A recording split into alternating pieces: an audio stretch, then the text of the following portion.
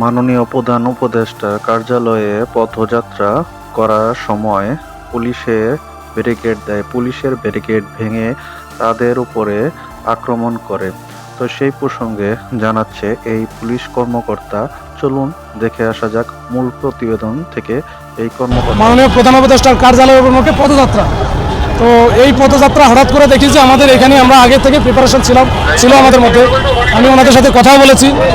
তো ওরা হঠাৎ করে ঢুকে যায় হচ্ছে এই বাসভবনের দিকে। তখন আমরা ওদেরকে বাধা দিই।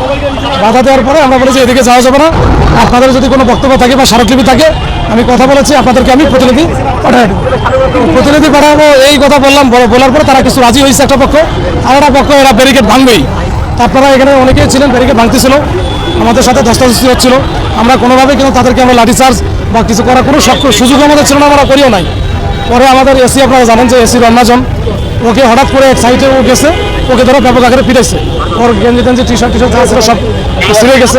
আমরা যারা আছি আমাদের দেখে দেখলাম তো কিছু নাই, আমরা কিন্তু লাঠি আমাদের হাতেও নাই, কিচ্ছু না, আমি কিন্তু খালি হাতে আছি।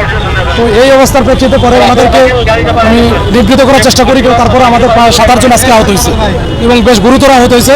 আপনারা দেখছেন কিনা জানি না, একজনের বুকে লাগছে আর বেশ কয়েকজন তো খুবই আহত হয়েছে।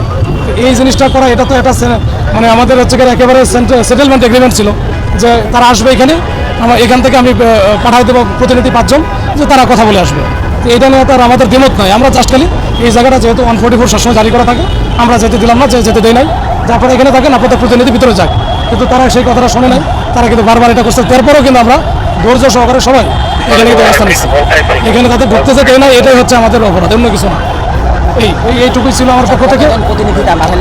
না, 5 জন প্রতিনিধি পাঠানোর কথা, ওনারাও রাজি হলো। এখন এসে বলতেছে আমরা আর যাবো না।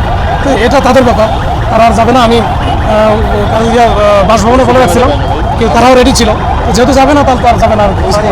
এইটুকু সবসময় দেয়, সবসময় বলে, সবসময় দেয়। আমরা আমাদের দায়িত্ব পালন করি। আজকে দেখছেন আপনারা তো সব এত মিডিয়া আছে, কোথাও দেখছেন যে আমরা লাঠি পিটাইছি বা আমাদের যে ওয়াটার ক্যানন আছে কিছু করছি বা সাউন্ড গ্রেন মারছি, কিছুই করে নাই। আমরা এইটুকু যদি আমরা তারাও না থাকতে পারি, তাদেরকে যদি আমি অ্যালাউ করি, তাহলে আমরা চাকরি করা দরকার থাকে। মাননীয় প্রধান উপদেষ্টার কার্যালয়ে দেখে ছাত্রদের পথযাত্রা চলাকালীন পুলিশে আগে থেকে জানতে পেরে সেখানে ব্যারিকেড দেয়। তো সেই ব্যারিকেড ভেঙে তারা অগ্রসর হয় সামনের দিকে। তো এরকম নিত্য নতুন ভিডিও পেতে নিউজ বাংলা 1218 সাথে থাকুন। আমি